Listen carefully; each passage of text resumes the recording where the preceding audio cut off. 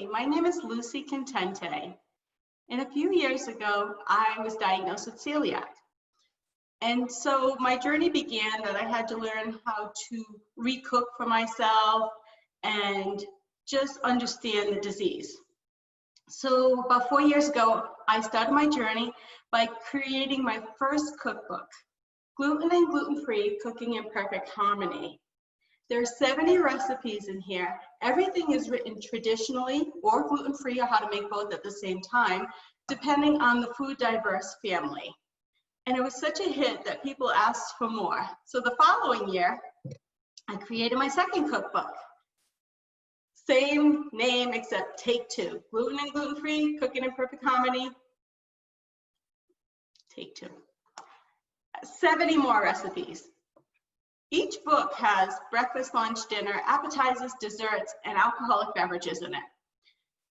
And again, 50% of my sales are from people who don't even have food allergies, but it's just good food. It's simple. The rest, all the ingredients are in your kitchen. So it's back to the basics of what you grew up with. And in between doing cookbooks, I started doing children's books. And so I have this puppy called Bella, and she is so interesting. She's a lab, and she's quirky, she's funny, she's mischievous, and so I wanted to create books about her, but I also wanted children to learn a lesson in the book. And so the first book was Bella from the Farm, and it's her journey of just coming to the house after being adopted and not really making friends. And she has a brother and a sister, the cats, Ninja and Nala. And she goes on this little adventure, and you know, some of the dogs are mean to her. And Ninja just says, just be yourself and they will like you. And so it teaches kids that they don't have to change. And the interesting part about Bella and her series is that she has her own Facebook page. So after the children read the story, they go and see the real Bella, the real Ninja, and the real Nala. They love that whole interaction.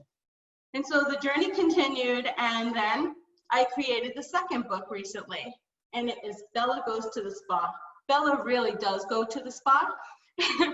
And in this one, there's a little bit of bullying going around at the spa. And so with Bella and her ways, she ends up everyone ends up being friends in the end. And the moral of this one is just be kind to each other. And again, it teaches just children another way of thinking about how can you be kind. And lastly, the last book that I wrote was my last cookbook. Again, the first two did so great that then the third one, it took everything I had to create it, 70 more recipes, same thing, and we made it a take 3. So in the end, I have 3 cookbooks, 2 children's books, and I hope that you go to my website, which is LucieContenteBooks.com. There are recipes, there are stories, there's so much interaction on there. And if you have questions, you can actually send me an email through my website. I'm more than willing to answer anything. I love interaction. I love people to send back anything that they think about what my books are like. And I love the feedback. And I am proud of my books. I love my books. I haven't heard one negative thing. People love the books. They love the cookbooks. And I hope that you get a chance to try them out. So you can buy them through my website, or you can go on Amazon, or there's other options as well. And the links will show you what you can get it, where you can get it from. Thank you so much for listening to me today. I hope you have a wonderful day. My name is Lucie Contente. Thank you. Hi, thanks for joining. I'm Candace Nadine Breen, and I've always loved writing, so that's my main passion. I started writing when I was in 3rd grade, believe it or not. I wrote a play, and let me tell you, I never studied playwriting or anything like that. I was only in 3rd grade. I was like 8 or 9 years old. And it was a play that I illustrated too. And I remember it was called Down on the Farm. And I spelt farm wrong as a kid, so it was Fram. And a peer actually corrected me, and so I corrected it. It was Down on the Farm. and I illustrated it. I was so excited. I brought it in to my third grade teacher, and she had me show it to my peers. It was all stapled on loose leaf paper, because we had oodles of loose leaf paper in the house, and I used some, and I illustrated it. I showed all my peers, and they were really excited, and that sort of encouraged me to keep writing. So I would write, I would just bang out stories every week featuring my classmates, and I would illustrate it as well. And my classmates were so excited, they couldn't wait for my next story to come out so they could see what character they were playing in the story. And that went on for years in school, and I accumulated quite a lot of paper that I didn't have enough room to store them. So I took some clothes out of my bureaus, and I would shove the stories in there to to keep track of them. And I did so many stories, and I built they happened very quickly. And so I continued like this until high school. When I got to high school, I went to classical high school in Providence, and there was a literary newspaper, and some of my peers encouraged me to publish my work in the newspaper. Now, this time my writing had improved because I believe I was an avid reader. I read everything and anything I could get my hands on. In the basement of our house, when I was still in grammar school, that's what they called it back then, I guess. And there were like tons of books that were dusty and accumulating dust, and I would sneak them. And I remember I read the Everyday Law series. And that was like law books. Because I thought I'd be a lawyer. And then I read some of my mother's romance novels. I snuck in her bedroom, and I took some of them, and I was only like in 5th and 6th grade, and I'd read them. And when I got older and I had a library card, and there was a library right around from my house, I'd walk to the library, and I fell in love with Agatha Christie. I fell in love with her, and then Stephen King. So my writing took a more more descriptive avenue. It wasn't just so-and-so went to the beach and blah, blah, blah. It was much more in depth. So I began writing scary stories with a lot of imagery, and poetry. Actually, poetry, I don't really know exactly how I decided to write it. I just know that there was a lot of turmoil in my later years at home, and writing poetry and putting a lot of imagery in it was a way so that no one could know what I was thinking, I thought. So it was sort of like a secret code. And if someone would accidentally pick up my writing in the house, they wouldn't know what I was writing. So that's what the role poetry played for me. And I didn't study imagery. I didn't learn about literature and literary techniques until much later. 7th grade, we started on some in school. And then in high school, it was not until like 11th or 12th grade that we began doing that. So I had a lot of people encouraged me in school. So I just kept writing. It was my escape from what was going on at home. I could create my own world with my own characters, and there was so much fantasy involved. Everything could talk, different things you could feel and see. It was my world, and I was in charge.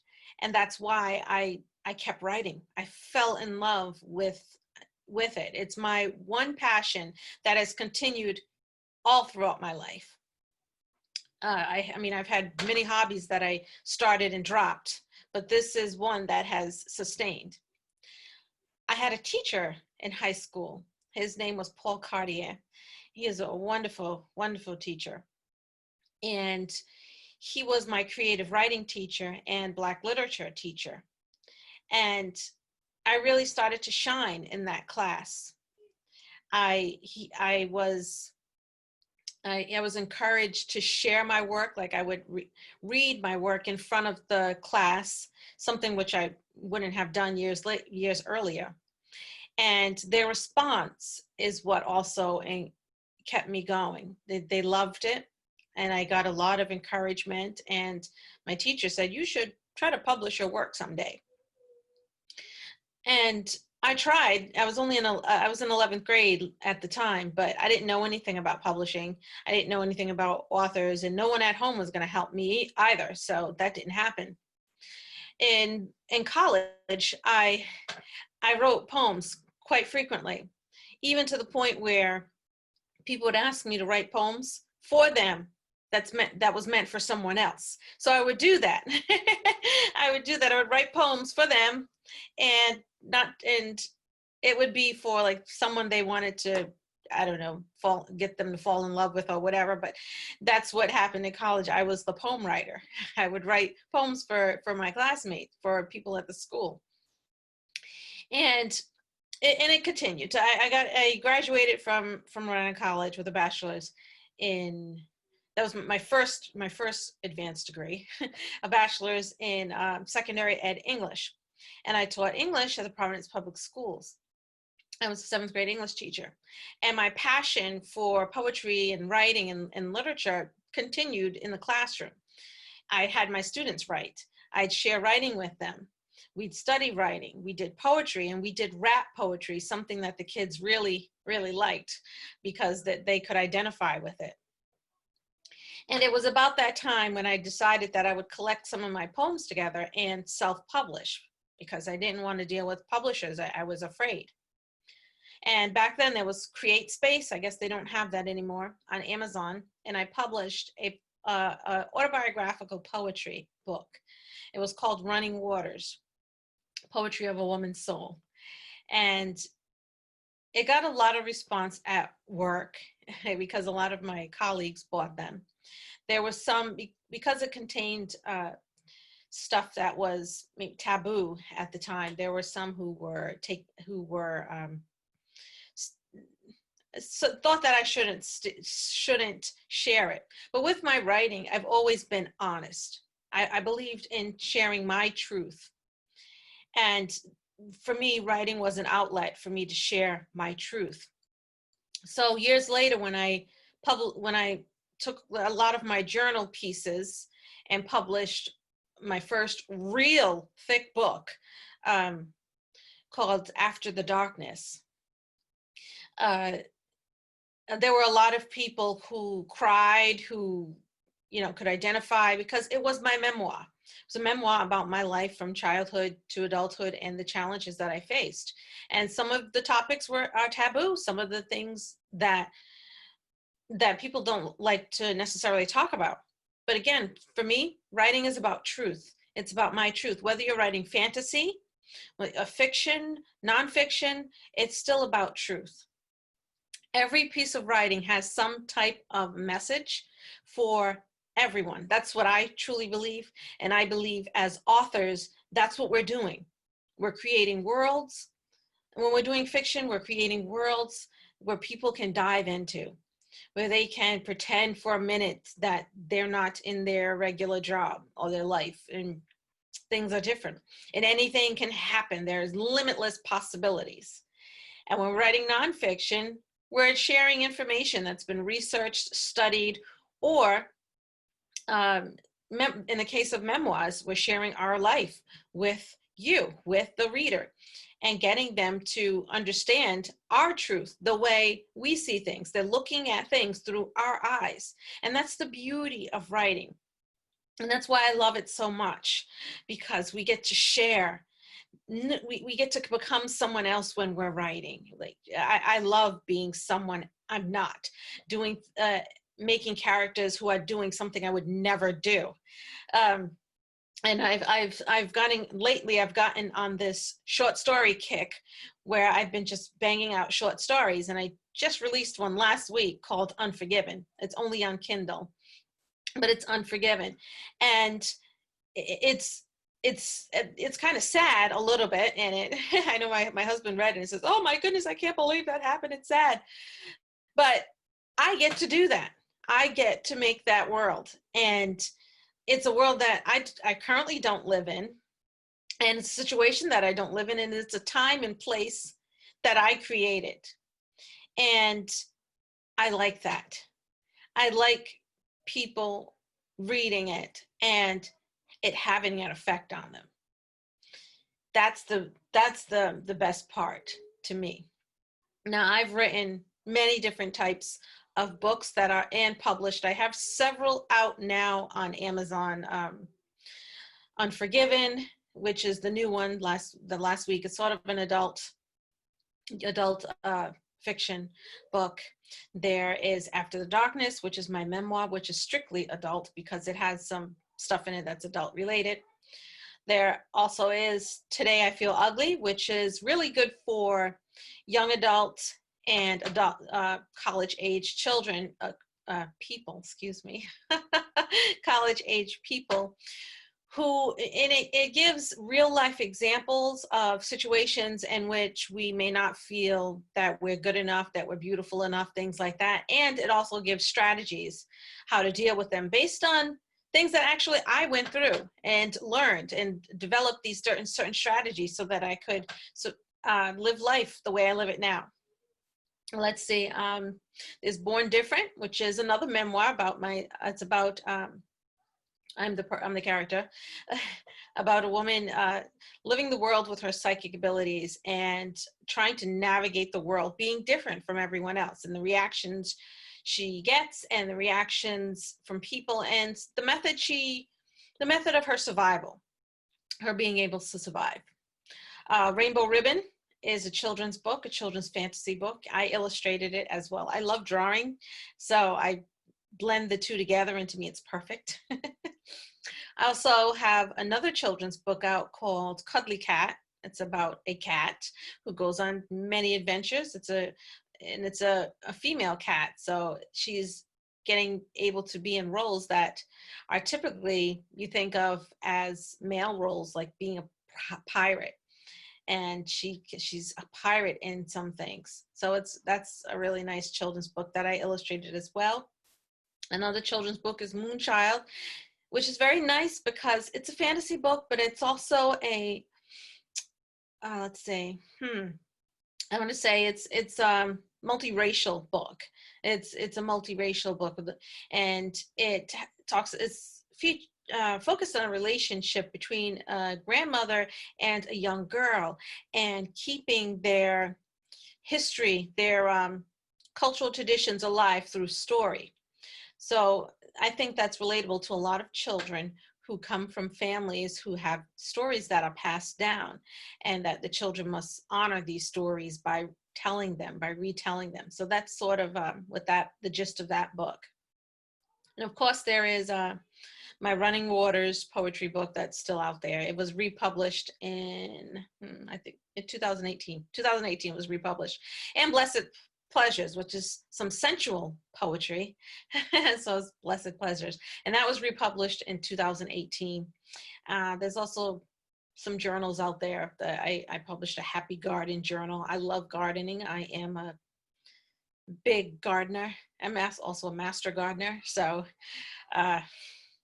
we have a big garden here at our house, and I completely love it. That's where I get my peace. It's my peaceful place. So I try to use all my being into my writing. I went back to school and got a doctorate in metaphysics, and I use that also in my writing. And hopefully I'm going to come out with some research books, but I'm still researching. So that's there and that. And and in my practice writing, I have notebooks everywhere. I have tons of people. My husband knows what to get me for gifts, so he gets me lots of notebooks, fancy notebooks, journal notebooks, because I write. I wake up in the middle of the night sometimes, and I have a notebook on my nightstand, and I'll just start scribbling away. And then when I'm done, I go back to sleep. I've written whole stories like that. Um, it happens at night. It happens whenever. I never know when the idea will strike. That's why I have notebooks everywhere. And I also keep an idea book where if I have an idea that I may want to add to something in the future, I write it down there and just leave it. And I'll go over them from time to time to see if anything clicks and if there can be anything that I can add to my stories. So that's a lot, and that's a lot about me, but I'm so happy to be able to share my work with you, the reader. I'm very excited, and I love reviews, and I love when people contact me and ask me questions. That's one of my favorite things about being an author and being out there in the public. So thank you for listening, and thank you for joining me. Well, good morning, everyone. My name is Julien Ayotte. I am the author of 6 mystery thrillers in Rhode Island and about to come out with my 7th one in about a week. My background is totally financial and corporate, in the corporate world and also in the legal world. I was an assistant controller and assistant treasurer at Textron for about 10 years. And I followed that up with a lengthy career in legal administration at 2 very large law firms. One, Partridge, Snow and Hahn in Providence, and the second one called Myrick O'Connell in Worcester, Massachusetts. I retired in 2002, and it was at that time that I decided to go back to an original manuscript that I had started in 1987. And it was called Flower of Heaven. And here is the book, if you can somehow see it. Right about there. That's Flower of Heaven. That's my first book. And I started writing this book again in 2002, and I finished it in 2012. It won 4 National Book Awards, has about 150 reviews on Amazon, and was featured in many periodicals. I followed that up with the sequel, and the sequel was called Dangerous Bloodlines. This came out in 2014, about 18 months later. The two together make quite an epic story about a priest who had an illicit affair early on in his career, left Paris, France after a vacation, and quite frankly, didn't know that the person he had the affair with had 2 sons, 2 identical sons. Over the years, he tries to find them, so this makes quite a long story. And then in 2016, I came out with A Life Before, and this is about a paranormal story about a young girl who has thoughts of deja vu, past life, and she helps to solve a 25-year-old murder case in Rhode Island. This was followed in 2017 by Disappearance. As you can see, this is also an award winner.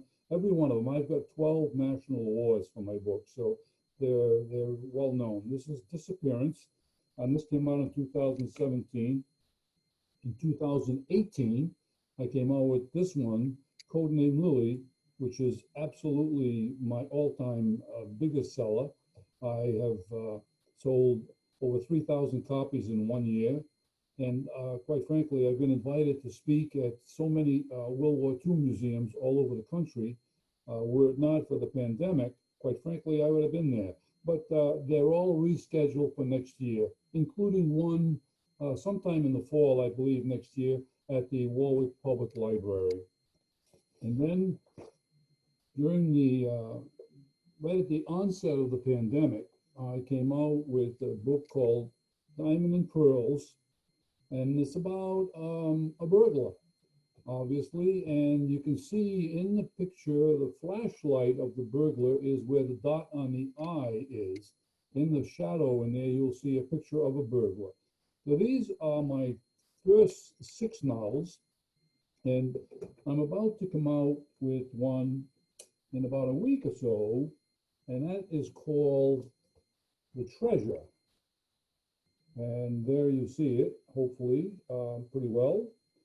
And That will be out in about a week, and it's set in Nova Scotia. And so you can see that I've been pretty busy, especially during the pandemic period. I actually have 2 books out this year, which is unbelievable.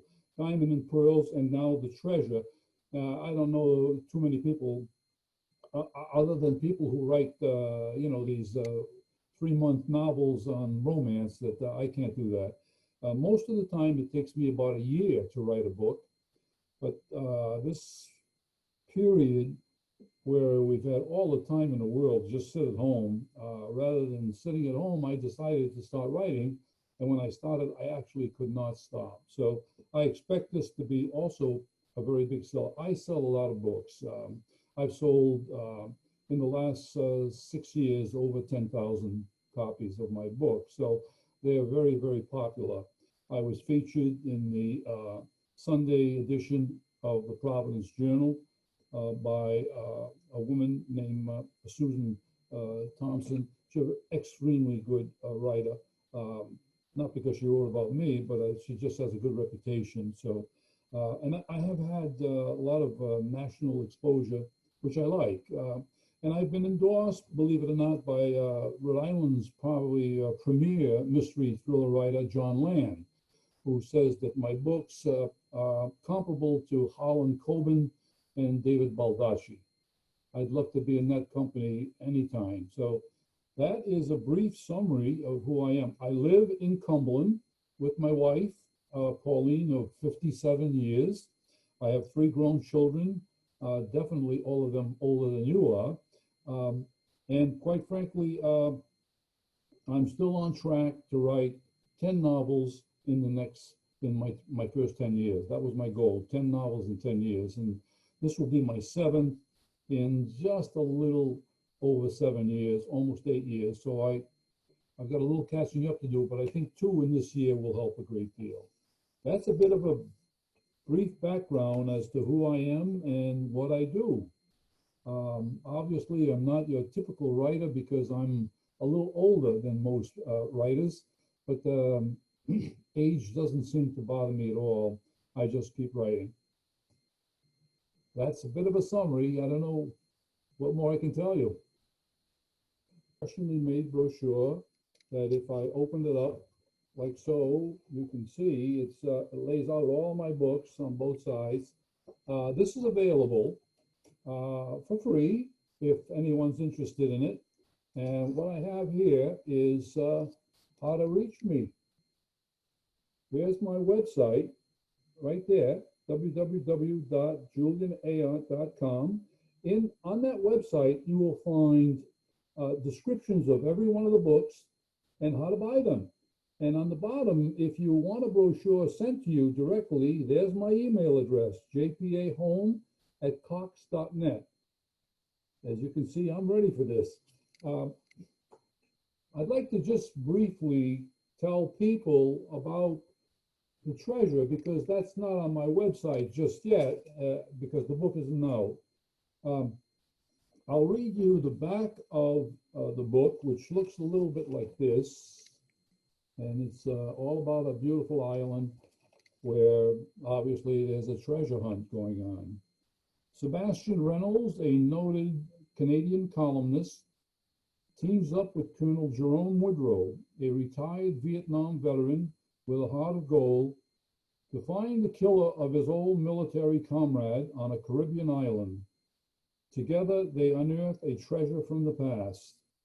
From the Nova Scotia Peninsula to a South Sea island, to a villa on Turks and Caicos, and to the rolling hills of Virginia, the quest for pirated riches from long ago leads to murder, intrigue, and an unexpected romance along the way. That's the summary of my new book. I encourage people to visit the website, www.julianayotte, that's Julian with an E, Julien, Ayotte.com. And there you will find full descriptions of all my books. You'll find links as to where to buy them. You'll find my email address as well, jpahome@cox.net. I welcome you to send me an email with any requests.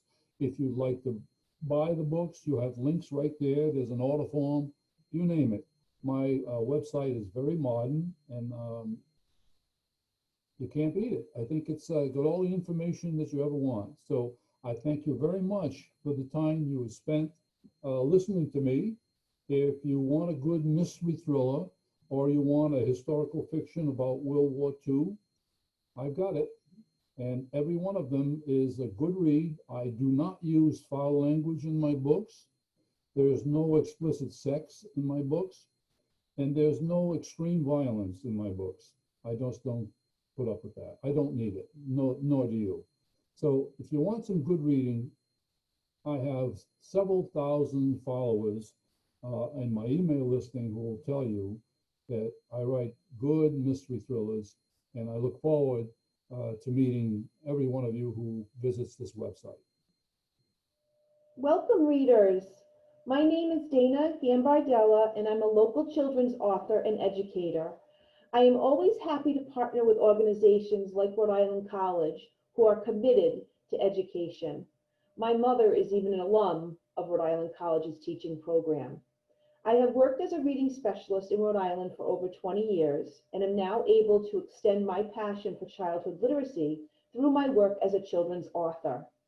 I have 2 children's books for purchase titled Grandma's House and Mama Bear's Magic. At first read, Mama Bear's Magic is a humorous look at bath time, but it can also be used as a great mentor text to discuss a child's fears, realizing by the end of the story that fears do not have to be forever. This is so comforting to know considering our current pandemic. Grandma's House is a memoir of my experiences at my favorite childhood place, my Italian grandmother's house. The cover shows my own grandmother's house that still stands in Providence, Rhode Island today. The illustrations include items from her home, and the story allows readers of all ages to use their senses to realize that cherished memories truly last forever. I invite you to connect with me at literacychefpublishing.com or on social media at literacychef. I enjoy connecting with my readers. Every book purchase comes with a free coloring page and a bookmark. There is also an option for free shipping when purchasing in nearby Massachusetts and Rhode Island. I also offer private small group instruction virtually if you are looking to find the perfect reading recipe for your young reader. Even though in-person visits may be limited at this time, I do offer virtual classroom and school visits and would be happy to plan an event for the children and/or families within your community of learners so that we can all help children embrace literacy, live to learn, and love their process. Thank you. Hello, Rhode Island College alumni. It's so great to be here. I'm Angelina Singer, author, and I'm a young adult author, mostly geared toward like sci-fi, fantasy, dystopian, but I also have a real passion for romance also. So I'm just gonna go ahead and start and show you my books because that's what we're here for, right? Okay, so my first debut novel is called Just Like a Pill, and I actually started writing because I had the most disgustingly obnoxious crush on this guy who still doesn't know he's in the book. So that's a thing. Great, right? So it's about this girl who falls for this guy who's in a band, kind of, and at her school. And she is like, well, he's never going to give me a chance. But then she stumbles into a love potion situation. And it's like, well, does he like me? Or is it just because of these magical pink love potion pills that I accidentally took? Is that a thing? I don't know. Read to find out. It's my first book, kind of a cheesy like fan fiction style, but I'm super proud of it. Anyway, and yes, that's me on the cover. Everybody's like, is that you? Yes, it is. Okay, great. Awesome. My second body of work is called the Upper World series, and I'm going to show you, it's a trilogy, and I have 3 books that are part of it. The first one is called The Sorting Room. And this one is about a realm where light beings have to sort human souls into bodies and what happens when they mess up, because Luna is new at this and she allegedly messes up. You'll see, it's not really her, but you'll find out. So read all about this one. It's on Amazon. And yeah, so this is the first one in that series. The second one is called The Fall of Zephyr. It's a continuation from that. Same characters, same concept. Everything is right there. I really love this cover art, by the way. I hired a girl I went to school with because I went to Stonehill College and I met this amazing cover designer. My first book, just to show you again, I hacked it myself. I'm not a graphic designer at all, but I made it work, so I'm proud of it. The third book in the Upper World series is called The Rise of Onyx, and same designer of the first two. Really cool, like digital graphics. Really, really proud of that. Her name is Sarah Freitas. She was great to work with. I loved working with her. So yeah, this is the same concept, and it's sci-fi dystopian. If you like Hunger Games, I recommend that to young adult readers. They were really fun to write, and I did those over the course of my college years. So apparently I wasn't busy with college enough. I don't know, I'm crazy that way. But hey, it's all good. My most recent book is called Forgetting What I Couldn't Remember. And this is a time travel coming of age book. I was unfortunately bullied a lot as a kid in middle school. So I wrote about those experiences, but it's not a memoir. It's very much fiction, and it has to do a lot with a girl who her uncle stumbles back into her life after being gone for a while because her father disappeared years ago. And he's all like, oh, I built a time machine, like, let's go find your dad. And she's like, weird, but all right, whatever. So there's more to it than that, but I promise that's the general idea. And I'm like in love with this cover art. I actually hired the younger sister of one of my favorite rock stars to design it. I don't know if anyone knows the band Water Parks, but I hired Austin Knight's little sister, Gracie Knight, to do this art, and I'm obsessed. I love it. I think she nailed it. There's a cute little coffee cup right there because that's really key to the story as well. So this one is book one of the Rewind duology, and this will be, it's out now, but the sequel will be out hopefully early next year. I'm like halfway through drafting it right now. So my plan is to publish in like probably mid sort of 2021. So keep an eye out for that. And yeah, so I recommend this for young adult slash kind of new adult. The characters are graduating college, so they're not super young, but it definitely has that young adult sort of flair to it stylistically. So I definitely recommend it for anybody who likes young adult and colorful goofy things because it has to do with anti-bullying and romance and coming of age and those struggles that we have as people when we're trying to figure out who we are when we're not bogged down by pressures of school and parents so much anymore. So this is a really great book to kind of explore those opportunities and to see what happens. And also when bullies choose their victims, they always choose somebody who feels like they have no power. And so I explored what would happen if you go back in time and give those bullies a little taste of their own medicine, because our character here, Vera Bartlett, she decides that she can go help her younger self and figure out things that she wasn't able to before. And so it's really powerful, and I really hope it brings comfort to people the way it brought comfort to me when I was writing it. So this is my latest book, and I'm so proud of it. So since we couldn't do anything in person this year, I want to thank Rhode Island College for giving authors this platform and for giving us this way to connect with readers and people in the community, because I love being a part of the New England writer scene. I'm actually based in Massachusetts, but it's really great to be a part of it. And I hope next year we can get back to the in-person stuff. You can find me Instagram, Twitter at Angelina Singer Author. Well, Twitter is asinger320, but Facebook and Instagram is at Angelina Singer Author. Amazon, Goodreads, all that stuff. You can find me. Thank you so much for having me here. Hi, I'm Emily Tallman. I'm an alumni from Rhode Island College. I graduated in 2011 with a degree in English and a concentration in writing, specifically creative writing and adolescent literature. If you hear that noise in the background, that's my personal assistant, my cat Igor, who I'm sure will make an appearance today, so please don't mind. So I write fiction, mainly dark fiction fantasy. It is focused on ending the stigma towards mental illness. And I do this by creating strong characters who are the hero of their own story while struggling with a type of mental illness.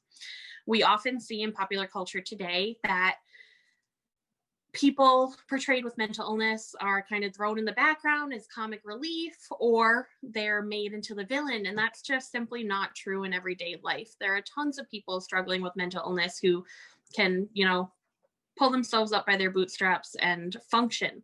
And that's what I'm trying to write about. That might sound a little bit boring, everyday life, but I promise there's tons that can happen to just about anybody that can be exciting. And that's where the fantasy element comes in for me too.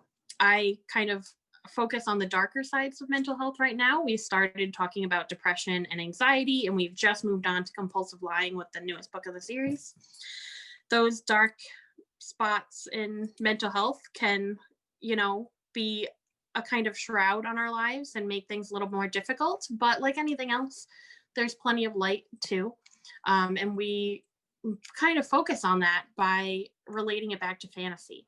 So the first book in the series, Life in the Shadows, do a little cover flash for you. That's the one that deals with depression and anxiety. It does take on a darker look, as depression can have a dark effect on many people's lives, including mine. It's why I started there. I have depression, anxiety, and OCD, and I'm always very willing to talk about it. If anybody has questions, leave them in the comments, and I'll get back to you as soon as possible. You can also visit our blog on emilytallman.com/blog. We're always writing about it, talking about it, and you can feel free to ask anything there. But back to Life in the Shadows. It deals with Livia Moss, a character who is kind of had lifelong depression, but she's grieving right now. So it is at one of her peaks, and she's having a lot of trouble with that. She's also, for the first time in her life, seeing something out of the corner of her eye. And the reader has to figure out if it's all in her head or if these ghosts are really there haunting her life. And this kind of shadow ghost that's following her around is in many ways a representation of depression, and that dark shroud that covers us from time to time and pulls us back and keeps us from being as social as we want to be and doing everything that we want to do. So there's definitely a fantasy element to the books, with the addition of these mysterious creatures, but I don't think that it deters from talking about mental illness at all. I hope that it makes it more relatable to some. And with Caught in a Lie, that's the one that just came out this year, guys. I hope you enjoy. That one deals with compulsive lying, and we've brought in a kind of prophetic dream situation. So it's another fantasy element. By no means, we've got a lot of questions like, are you calling psychics liars? No. But it is very easy to get kind of caught up in this dream and obsessing about the dream and making sure that it doesn't happen or that the right things do, and kind of sculpting your life to that situation. And as we've studied and seen, compulsive lying is all about that control factor. So hopefully this has shown you a little bit about what we do, what we write, and that our fantasy element doesn't take away from the seriousness of mental illness. It kind of gives it another layer to make it more relatable. Why I started doing this, as I said before, I have mental illness. It's kind of run rampant through my family. Everybody has something. I just happen to be affected with depression, anxiety, and OCD. And those are three things that I think have a major impact in my life. I wouldn't be who I am today if I didn't have them. And quite frankly, I want to be represented in the world. I love pop culture. I love television, movies, books, comic books. I'm into everything. I'm always escaping, especially escaping my depression in some form or another through literature. And I never really see myself. Not to say I'm very special or unique or anything like that. It's just I don't see this kind of darker side of myself. And then when I do, I'm the killer? Like, what is that? I don't want to be the bad guy. I want to be the heroes. That's why I started writing. I just wanted more fictional characters that people could relate to. Just somebody a little different. And I definitely expect to continue on with this series and hit on OCD. We've had a lot of questions about all sorts of different mental illnesses and mental health issues, and we want to keep this going for a long time. That's why we're talking to you today, hoping to spread the word and get more people interested. But yeah, so that's really why we started. As far as writing goes, I've always known that I've wanted to be a writer. when I was 4 years old, I was so obsessed with bedtime stories that I wrote my own all the time. And then I would ask my parents to read them for me. And you can imagine how well that would go, a 4-year-old writing. But I was so serious about it that I asked Santa for a typewriter for my birthday because I thought that's what every writer needed. And I did get a little word processor, like a little kid's one. And I kept my promise to Santa by writing on it every day. And it's something that's continued for me. I write every day, even if it doesn't necessarily go anywhere.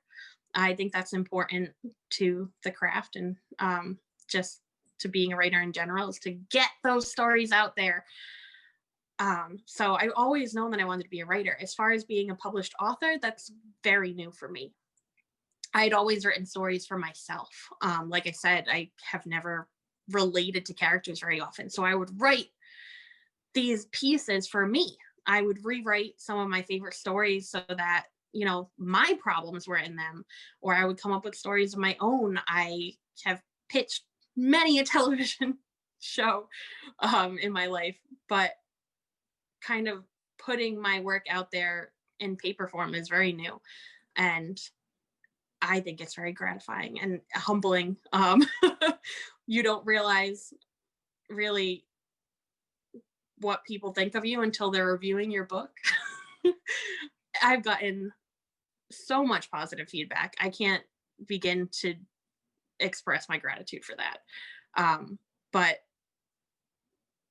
yeah, I just thank you for all of that. But the constructive criticism too, I'm like, wow, I have so much learning to do still. So that's why I went to RIC, to kind of hone my skills in that sense. And I'm still learning today. I'm hoping to complete a master's program soon. The COVID quarantine that we're all trapped in has given me a little leeway on that to start a new journey. But yeah, it's a constant learning experience. We've gotten a lot of questions on publishing, and I'd love to address some of them today, of just being like, how do you get started? Well, first, there are 3 major routes that you could go down. You could go the big house publishing company, pitch your book, get it done for you, bang, bang, don't have to spend a buck. Penultimate dream of publishing, but about 20 people in every 1,000 do that. And you can imagine the thousands and thousands of people that try. So I'm not saying it won't happen, ever. Positive Ray right here. I believe in you and you can do it. But that wasn't the path that I chose. I went down hybrid publishing, which is kind of the best of both worlds. So we know about these big houses that you go and you pitch yourself, you hire an agent, you get them to look at your story, and they take the reins. They have complete control over what happens, from the cover to any edits to where it goes. And then you have self-publishing, which is what you do all by yourself. Everything's out of your pocket. You have complete control over the cover and all of that fun stuff. But it can get expensive. Hybrid is that happy in between, which is what I did, where you go to a different agency and you kind of pitch yourself and you're like, hey, I'm willing to put this much forward. What can you do for me? So I work with Stillwater River Publications, which is based in Rhode Island. And they help me make my covers. They order my books for me. They format all my pages. They help me with edits and things like that. And they advertise for me. So really, I can just focus on the writing, which is important to me. What's important to you? That's a question you have to ask yourself. And that's kind of the road that you have to go down. And all of them are long roads. I just sum these up really quick, but expect years. Nobody publishes in just a couple weeks or months or even 1 year. The process of finishing your story is a tough one. Every time you think that you're done, there's 12 more edits that could be made. No matter how many times you think it's perfect and you're done and there's not a cookie crumb in there you can wipe away, someone's going to find something. And it could be, you know, what makes a big house say no, or it could just be a few more months with an editor, you know. Either way, printing takes time, designing a cover takes time, releasing, like organizing the whole book launch takes time. So patience is a virtue. If you're going to go down this path, definitely pack some patience and don't expect it to happen boom tomorrow. All right. Again, You could visit my website, emilytallman.com/blog, and ask any more questions on publishing. I'd be happy to answer them, and I'd be happy to make recommendations, send you to agents and editors and big house, small house, everyone that I've gotten to meet along the way. Okay. As for, you know, the impact that publishing can have on mental health, there's definitely some ups and downs. Like I said, it takes time. That can be frustrating. It can be draining, both financially and emotionally. But if you stick in there, there's so many ups. You get to hold your work in your hand. It's printed and it smells like a new book and it's great. And all of the people that you get to meet are wonderful. You get to meet so many supportive people in your own genre of what you write. You get to go to conventions and meet fans or new readers looking for new books. You get to just impact so many people that you can't possibly imagine. So I think it's worth it. You have to weigh the pros and cons for yourself, of course. Get down a good old notepad and a pen. That's my method. And write down, you know, what you're willing to put in and what you're, you know, a line that you won't cross, and take it one step at a time. But for me, the pros are worth the cons.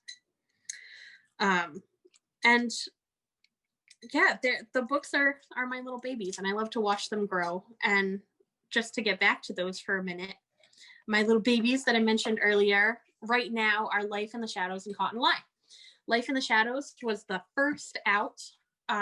It has to do with a woman called Livia Moss who has had depression her whole life, but grief has knocked her down a few pegs, and she's dealing with just a heavier set of trials right now. She's at a very stressful point in her work, and she's kind of ruined a few friendships, just disappearing off the radar for a little while.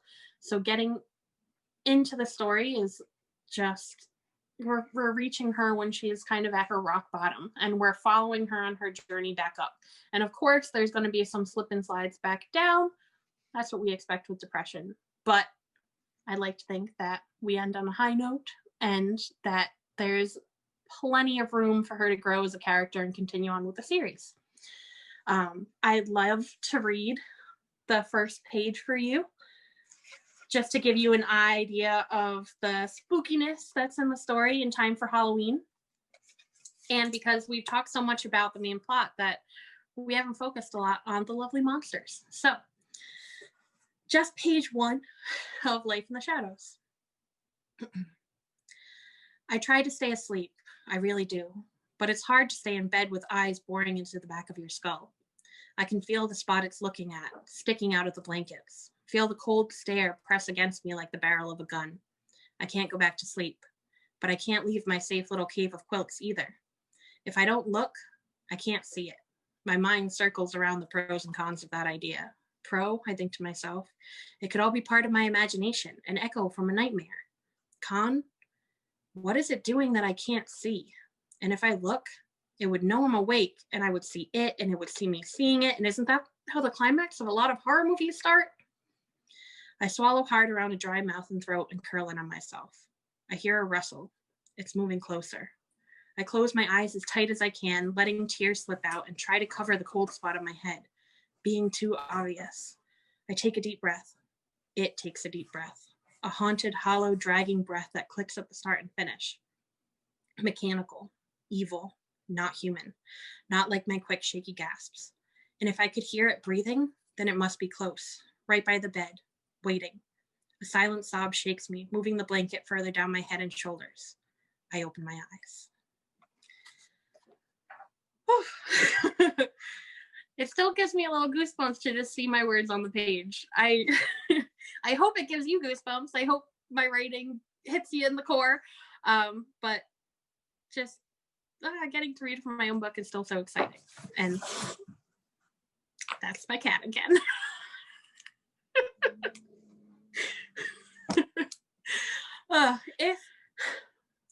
If you like page 1 and you want to continue with this spooky story just in time for Halloween, it is available on my website at emilytallman.com. It's also available with Prime 2-day shipping on Amazon, or if you like the idea of just snuggling under some blankets with a hot cocoa or a nice Halloween treat, it is now on audiobook on Audible and iTunes.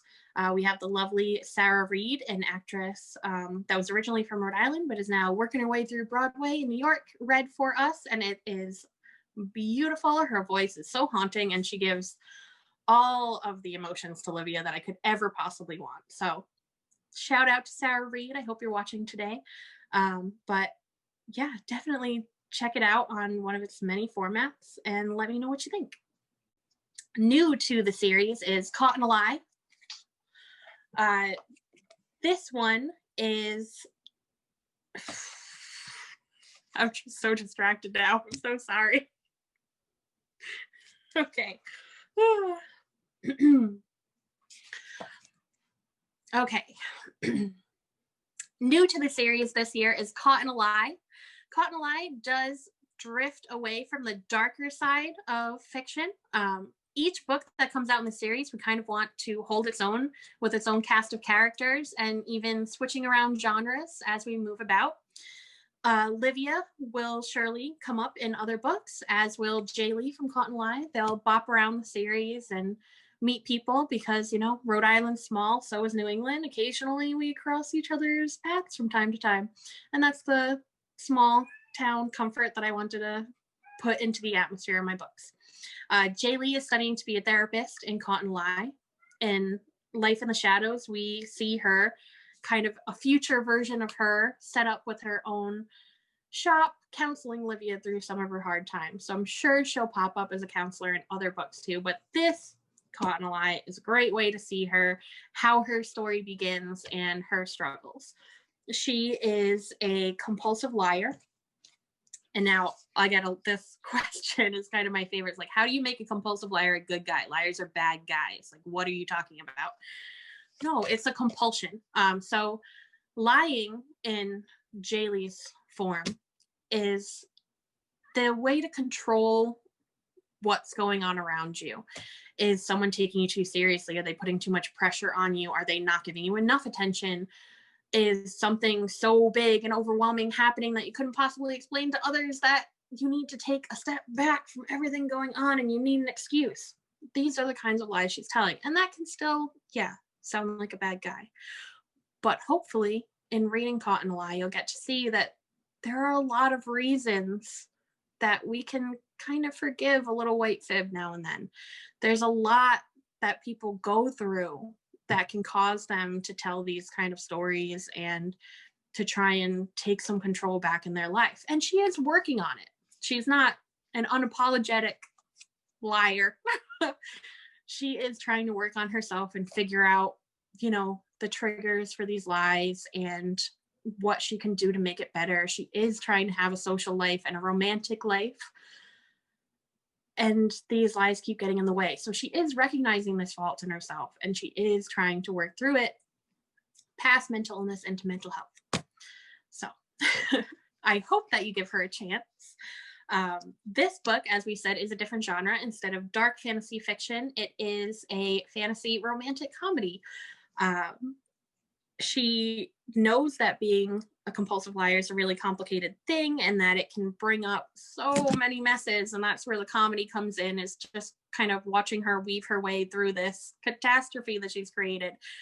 But there's a little romance too. Like, how do you keep this lovely man in your life that you've just met when from day one you've been fibbing? So I hope that you give her a chance. I have a lovely chapter on my blog that we posted as a teaser for last Thanksgiving that I'd love for you guys to go and check out. It's the two romantic leads, Oliver and Jay Lee, just kind of making Thanksgiving dinner and all the chaos that ensues there. The family gets involved. Oh my gosh, she's told them lies about Oliver. She's told Oliver lies about them. Now they're all in the same room. Holy poop, it's a mess. It's a lot of fun, and it is far too long to read for this video, but I would love if you went and checked it out. This one is not on audiobook yet. We are in the middle of recording it with another wonderful actress who is knocking it out of the park. I love everything she sent me over as little previews. She definitely adds the comedy to it. We have two fun things happening on our website right now. We have a spooky sale just in time for the spooky season. With OCT 2020, you can get free shipping all month long on our already on sale items. So save a couple bucks, save yourself some shipping, and check out emilytallman.com/shop and be sure to use coupon code OCT 2020. We also have 13 days of Halloween going on our blog. For 13 days in October, right up until Halloween, we have special blog posts with fun things to do in Rhode Island, recipes, book excerpts, sneak peeks of the future of the series, and all that kind of fun stuff. And at the end, if you've commented each day, you could win a fun Halloween prize. So definitely go check that out. As one last fun thing to do before this kind of comes to an end, where I'll talk about the future of the series. So the Monsters Within, as we've talked about, goes over different genres to relate to mental health and those, you know, little monsters that are eating away within inside of us.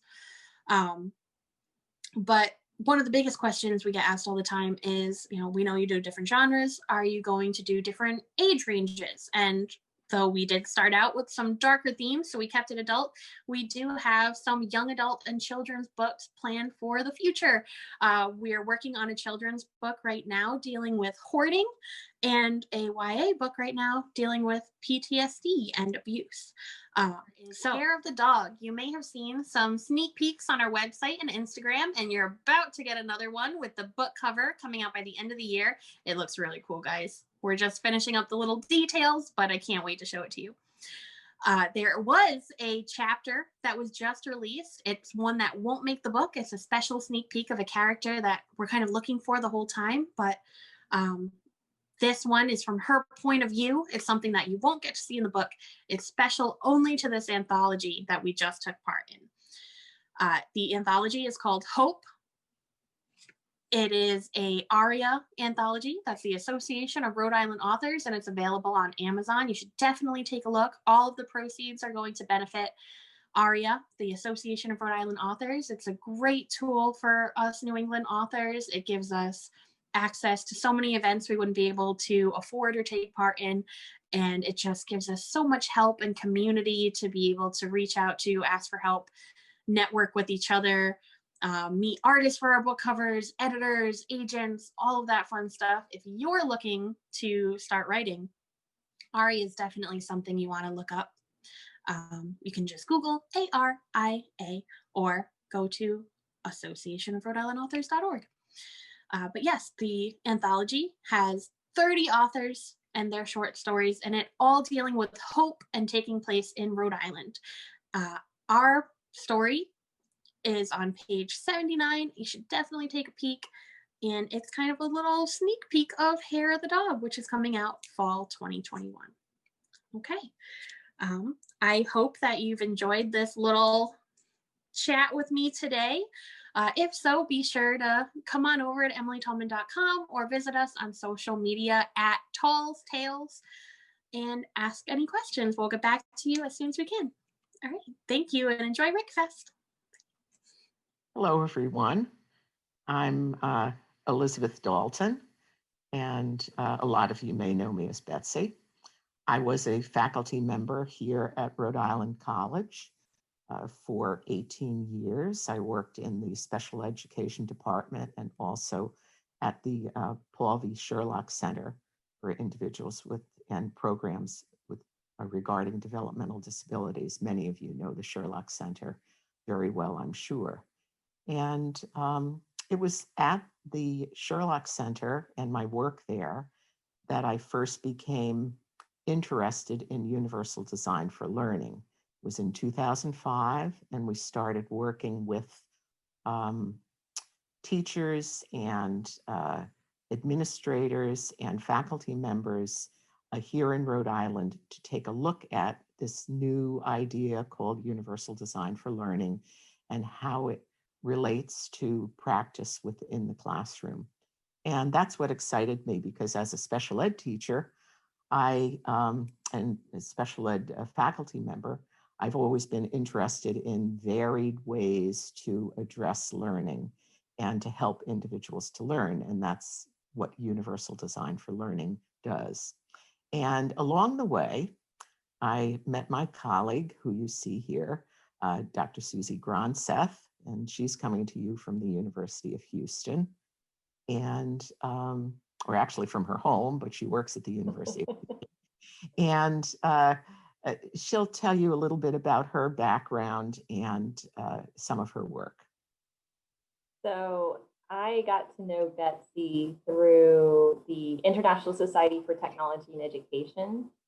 I think I was just finishing graduate school as a doctoral student, and I had a background in special education, but a big interest in instructional technology. And those two came together as I started to see how instructional design strategies, technologies could be used to provide education opportunities for learners who had disabilities, who had language differences, who lived in rural areas through online learning. And so I tapped into the Special Education Technology Special Interest Group for ISTE, SETSIG, and now it's the Inclusive Learning Network. And that's where I met my now dear colleague, Betsy Dalton. And through that work, we worked together in discussing how assistive technologies and instructional technologies, and then this concept of universal design for learning. I learned about that. We had the Universal Design for Learning Playground, and seeing how these ideas could support the broadening of participation in education. And we said, this is not just something that's happening only in the US, it's happening around the world, but we're mainly hearing about it, what it seems like in Western literature, Western journals. A lot of our colleagues, at ISTE were US based, and we wanted to really illuminate what was happening around the world and to understand how universal design for learning was being used in other parts of the world, how similar inclusive instructional design approaches that may not be called universal design for learning, but something that was more indigenous to a particular country or context, utilizing the local resources that would be similar and we could learn from and we could connect and collaborate. So we along with a colleague, Dr. Cindy Anderson, formed a subgroup within ISTE's Inclusive Learning Network on international subcommittee, and really started to connect and reach out and try to expand our understanding in that area. And then arose the idea, well, let's try to bring these perspectives together to share out more broadly into the form of a book. And so the book idea was born, and we're happy to say that it's in print. It was a long process for us, from the original idea generation to reaching out to colleagues that we knew through our networks, and then putting more of an open call out and meeting some new colleagues and friends now through this project in other parts of the world, and to kind of bring together these ideas into one resource that we could share with our community. Mm-hmm. Thank you so much, Susie. So I'd like to continue and tell a little bit about my own connections internationally. And then what we're going to do is we're going to introduce you to the website that we have for the book, and to talk a little bit about that. And then over the course of several different conferences, we've developed an interactive poster that it provides you of a kind of a guided tour through the book. And Susie will be sharing some of that with you. So we hope you'll stick with us, because we're very excited about this work, and we hope that you will be too, and that maybe somewhere along the line you can connect with us and maybe become a part of our broader learning community, looking at universal design for learning from an international perspective. But I first became involved with the international side of this while I was in my postdoctoral work with CAST. And CAST stands for the Center for Applied Special Technologies, but they don't call themselves that anymore. They just refer to themselves as CAST, and they are the organization that came up with that did the background research and developed the concept of universal design for learning and the universal design for learning curriculum design framework. And I had the great opportunity following the completion of my doctorate. I was in the shared doctoral program here at Rhode Island College in URI in education. I finished that in 2009. And then in 2010, I was lucky enough to be accepted for a full year's fellowship with CAST and Boston College. And when I was there, I did a lot of in-depth work, doing some research work with CAST and some teaching at Boston College on universal design for learning. And I had this great opportunity to go to Kuwait. CAST had been invited, but nobody from CAST could go. And they asked me if I would like to go. And I said, yes, I would definitely like to go. And along with me was a colleague from Rhode Island College, Dr. Maria DeFries Lawrence. And we both went together to this conference and did some of our early presentations on universal design for learning. And it was so exciting because we were approaching it from kind of a very interactive perspective, which was very new to the educators there. They were very used to a lecture style approach. And so we had people from all the leaders from the educational community all bringing their friends in to look at these two women from the US who were presenting in a very different and unusual and interactive way. So that's really where my connections started. And then I also became involved with the International Association for Special Educators, where I had presented about my doctoral thesis. And I started to build my connections with people around the world. And now I have very good colleagues in India. I've done some work there, colleagues in Brunei, several colleagues in South Africa. And it's through these connections that I continued to build this network of individuals that I kept in touch with. And it was this network that we were able to use when Susie and Susie's had international experience through her own paths. So we kind of blended our experiences together and said, okay, let's start with the colleagues that we know and reach out to them. And then we reached out through other professional organizations and things like that in order to attract individuals who were doing work in universal design for learning and related practices to put together submissions for this book that we had a vision for. And I think now what I'd like to do is to share my screen. Actually, first let me.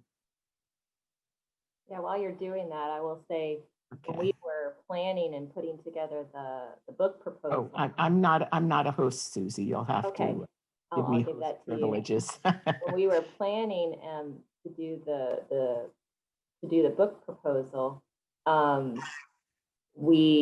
this was our first book.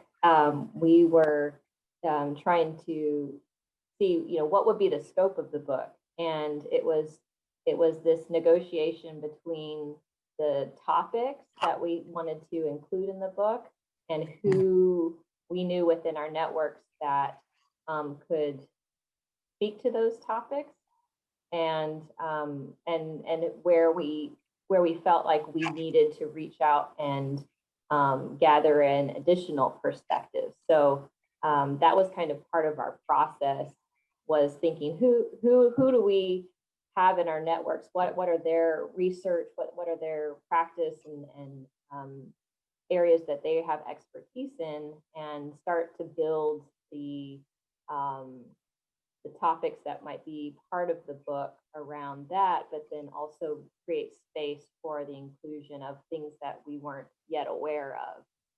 Mhm. So Susie, you can see my screen? Yes. Okay. So here you see, this is the website that is developed. We use this website as a way to connect with potential authors, for the book. And you can see this is our title, Universal Access Through Inclusive Instructional Design, International Perspectives on UDL. So you come here, and this is actually a link here to how you can purchase the book. But I'd like to just show you a little bit about what we have here. It gives a description of the book itself and the purpose for the book. And it was actually designed for people to find out what our vision was for the book so that they could consider if they wanted to put together a submission. And we were so pleased with the fact that we got hundreds of people responding, and we had to really limit the number of, people that we were able to bring in the book. And so that actually led us to design the book in a way where we could fit in as many perspectives as possible. So what we did was decide that we would have larger chapters, and they aren't even that long, somewhere between 10, 12, maybe 15 pages would be the most.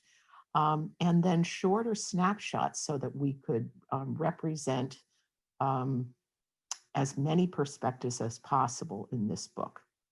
And we also were very thoughtful about how we organized the book. We decided that we didn't want to have a K through 12 and higher ed focus, that there were a lot of books that approached it that way. We wanted to have something that would be more broadly based. So we came up with the concept of organizing the materials in 8 different sections. And here you see them. This is also from the book website: Foundations for Universal Design for Learning, Accessibility, and Curricular Quality. And this is a description of that. There are a number of chapters there. I wrote the very first chapter that really lays the foundational information about inclusive instructional design and universal design for learning. And there are many different chapters here. I'm going to go through this quickly because then Susie can take you through what some of those chapters are. So we have the foundations, then we looked at policies and structures for reducing learning barriers, inclusive classroom design and instructional strategies, and the chapters that help to inform that, coming from global authors. Technology innovations for inclusive learning, issues of design of accessible instructional materials. And there are some very, very good chapters here, several looking at online accessibility, which might be of interest to many people now that we're all dealing with our instruction online. We research, and we have several very interesting chapters that look into research around the world relating to universal design for learning and inclusive instructional design. Then we have a few demonstrative design cases that we've included in this focus chapter. And then finally, looking at future directions. And in this, we have a number of very, very interesting chapters. One by our dear friend, Dave Eddyburn. And he is a long-time assistive technology colleague of both of ours. And he's written a very, very interesting and critical chapter of what's going on with new approaches and what we need to keep in mind. And then Dr. Susie Gronseth, she wraps things up and pulling it all together. I also want to mention that Dr. Maria Lawrence, does have a wonderful chapter here about her work in Ecuador. And then also Dr. Susan Brand, who is a colleague from the University of Rhode Island, has a great chapter in looking at future directions for working with younger students. So there's an awful lot here. And to see some of these things, I'm going to now stop sharing my screen and send it over to Susie, who will give you a little different perspective on the book.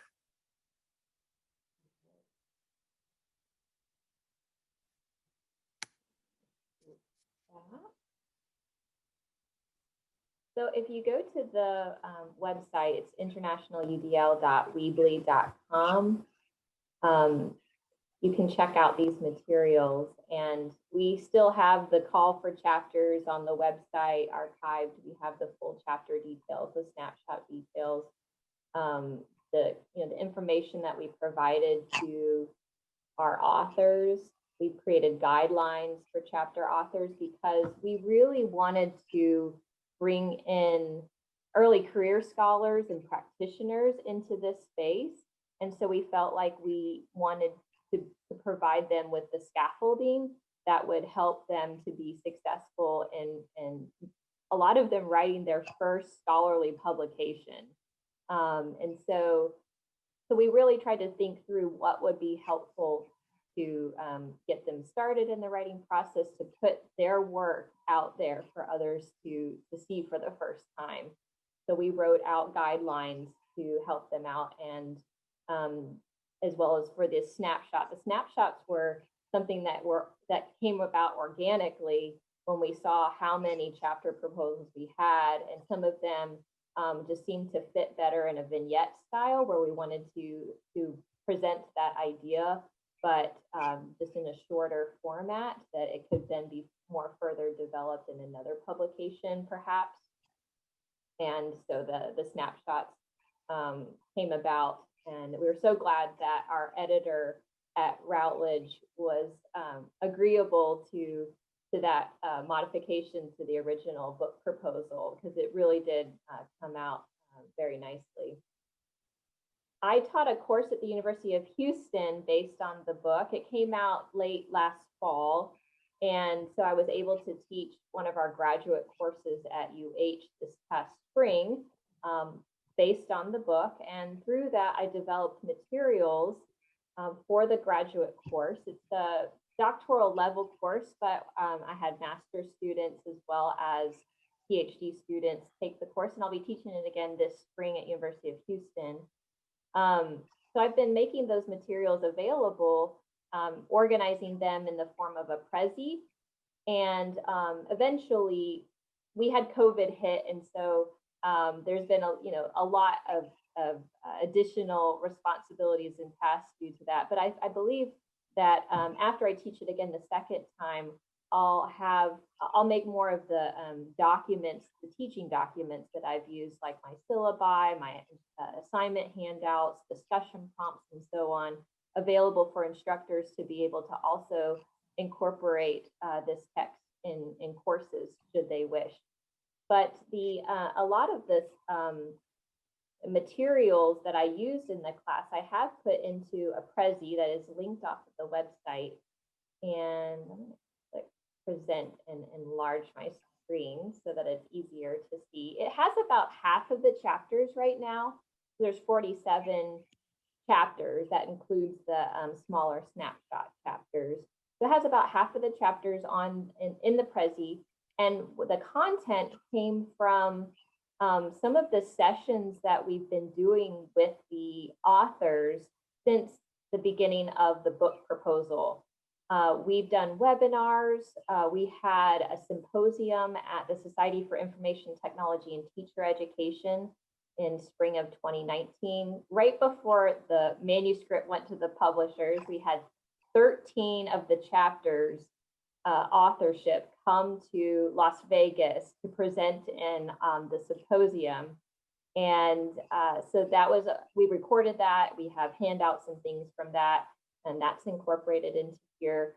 We've done Global Accessibility Awareness Day, where we featured some of the authors, World Usability Day, I've done some podcasts with the authors where I've been able to sit down with them, like when Betsy and I went to Tanzania last summer for the International Association for Special Education.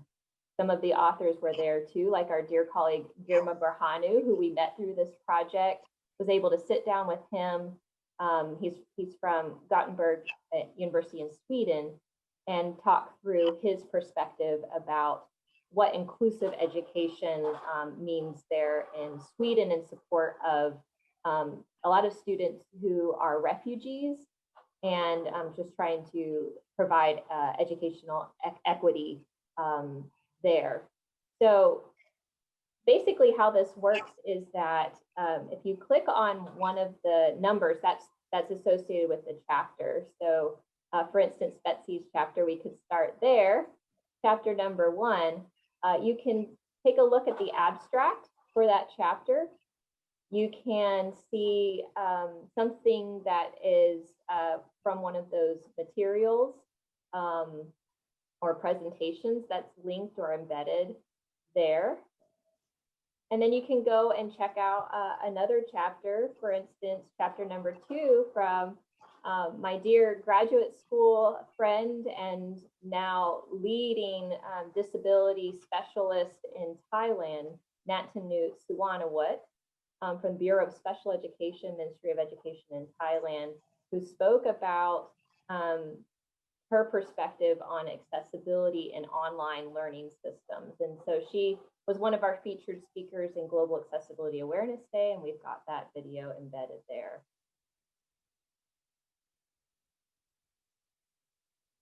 And I've started adding some other details within this as well, kind of hidden Easter eggs, if you will, and just kind of some key ideas that really resonated in their chapters. And so one concept that Nantanu goes into is she contrasts the concept of inclusive design with universal design. And so I thought I'd like to illuminate that as part of her entry into the Prezi. So you never know what you'll find when you explore through the map there. Along the bottom, there's a few other resources. We've got objectives. If we wanted to make it purposeful, so what would be the objectives that we would want visitors to take away from the exploration through the Prezi? And so we've provided those there. We've provided discussion questions. These could be great things to reflect upon, to journal about, to discuss with colleagues, or if you want to use this with students, to have as discussion prompt that could further their thinking from the information that they're seeing, and then to put it into action. So we've got some activity ideas where you could really build upon the ideas that are being presented in the chapters. And then there's more information about the book, you know, how to get to the book website, how to order it. It's available in ebook. It's available in hardback and paperback, and it's even on sale right now. Routledge is running a sale. So that's a little bit about the Prezi. Mm-hmm. Okay. Thank you so much, Susie. And I think that that's pretty much what we wanted to share. You do have, let's see, I just want to go to this one spot, share my screen, and go to home. So I just wanted to show you that where it's located through Routledge. Oh, I do want to say some wonderful words about working with Routledge. We were so pleased. A fellow named Dan Schwartz is our representative, and he was so supportive. I guess what I would recommend, this is the first a full book that I've worked on, and it was interesting to find our way on how to proceed. But what I would suggest is that you work through your networks so that you can try to find someone who has had some work with a publisher and to work with them. Susie's colleague, Curtis Bonk, who I've met now, was very, very helpful to us in helping us get connected. And I think that was a great step in being able to move forward with this book. So I want to thank Kurt publicly.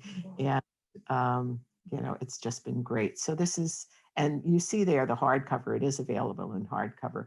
We actually prefer the paperback Full color. cover ourselves. Yeah. But it's also available in ebook. And of course, that's Right. wonderful for our international colleagues, because then they can get it much more directly. And it's also great for individuals who need accessibility features as well. So they use their technologies for that. So we are very, very pleased to have had this time to spend with you. We appreciate your interest in the topic and in the book itself. And we do invite you to, get in touch with us if you would like to talk more about universal design for learning, especially about international aspects. Oh, I do want to mention one very current, recently developed initiative that I'm involved, which is called the Include Collaboratory, and that stands for international collaboration of